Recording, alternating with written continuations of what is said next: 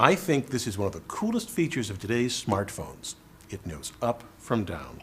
Built into the circuitry is a tiny device that can detect changes in orientation and tell the screen to rotate. Now, let me show you what it looks like using an old iPhone.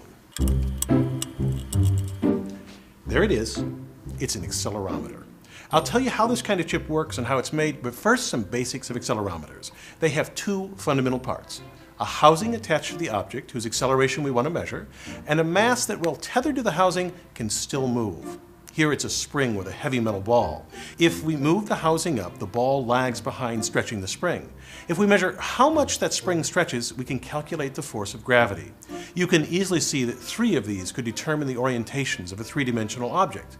Well, lying with the z-axis perpendicular to gravity, only the ball on the x-axis spring shows extension. Turn this on its side so that the z-axis points up and only the accelerometer along the spring on that axis stretches. So how does this phone and this chip measure changes in gravity?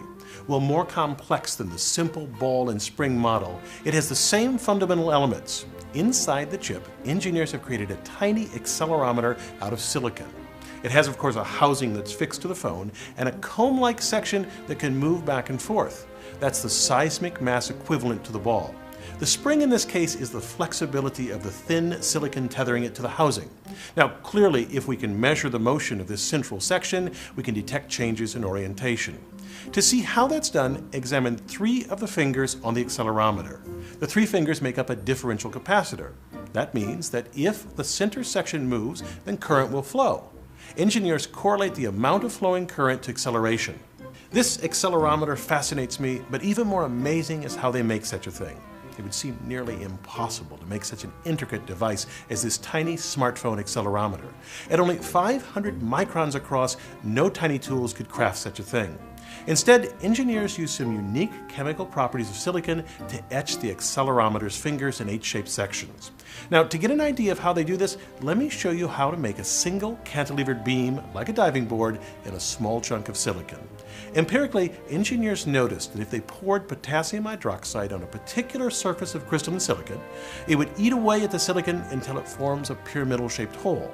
This occurs because of the unique crystal structure of silicon. To make a pyramidal hole in silicon, engineers cover all but a small square with a mask impervious to the potassium hydroxide.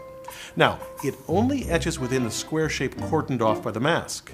The potassium hydroxide dissolves silicon faster in the vertical than in the horizontal direction. This is why it makes a pyramidal hole. Now, to make a cantilevered beam, engineers follow these steps. First, mask the surface except for a U-shaped section. At first, the potassium hydroxide will cut 2 inverse pyramids side by side. As the etching continues, the potassium hydroxide begins to dissolve the silicon between these holes. If we wash it away at just the right point, before it dissolves the silicon just underneath the mask, it will leave a small cantilevered beam hanging over a hole with a square bottom.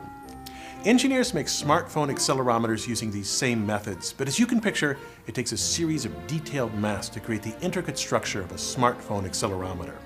While complex, a key point is that the whole process can be automated. This is absolutely essential in the miniaturization of technology. Engineers now make all sorts of amazing things at this tiny scale. Micro-engines with gears that rotate 300,000 times a minute, nozzles in inkjet printers, and my favorite, micro-mirrors that focus light in semiconductor lasers. I'm Bill Hammack, the Engineer Guy. This video is based on a chapter in the book, 8 Amazing Engineering Stories. The chapter features more information about this subject. Learn more about the book at the address below.